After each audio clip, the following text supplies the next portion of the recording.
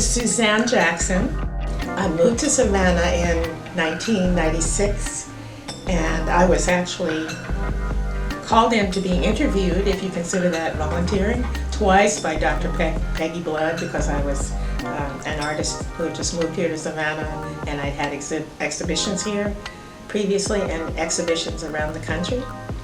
But I started full-time volunteering after I met Mr. Ike Carter at a film showing at Indigo Sky Gallery, Jerome Meadows Gallery. Barbara McCullough, who was one of the co-hosts also on the program, Listen Here for a while, was showing a film on Horace Tapscott. And Mr. Carter evidently was not familiar with Horace Tapscott because Horace Tapscott is a musician from Los Angeles. So he was at that film screening, and as it turns out, a number of the people who were there at the film screening were other artists, and Mr. Carter met all of them. And as a result, that was in December of 2012, and by January of 2013, we started doing the program Listen Here. So we've actually been recording officially since January of 2013. So that's how long I've been volunteering. I would say before people volunteer for anything, they should do some research and find out what it is that, especially for the radio station, people think, the people who are here programming don't just stick the music in the music machine, right? That's what people think. You just put the CD player on and play the music. It takes a lot of research and work to program, and it takes time. And also, you can't just walk into the station because this is a job. This is work, and the people who are here are working, and they've got desks full of things that they need to do, programming and research that you all are doing. And it's work, it's a job. And a lot of people think the arts are a hobby or something on the side that we do, but this station actually runs very well. It's been here a long time. I've been in Savannah, living here permanently since 1996. Need to do some research first, find out what the station's about, listen to all the programs so that you know what kind of programming already exists. You can't just come and make up a program and say, I want to do this, without realizing how does it fit in to the total programming that's already there. Well, the entire community outside of Savannah State actually listens to this radio station.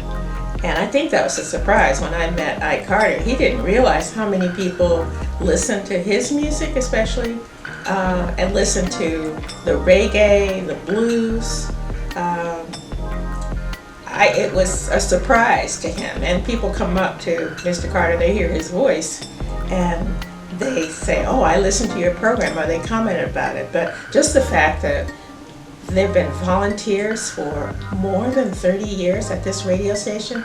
I was here for 15 years listening to this radio station before I met Ike Carter. And it was just a pleasure. I've met other people in the community who said the reason they stayed here was because of the music.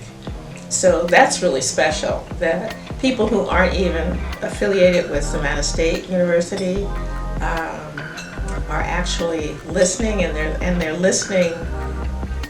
First of all, there's no commercials, and I think that's always the advantage of a university station, a public station.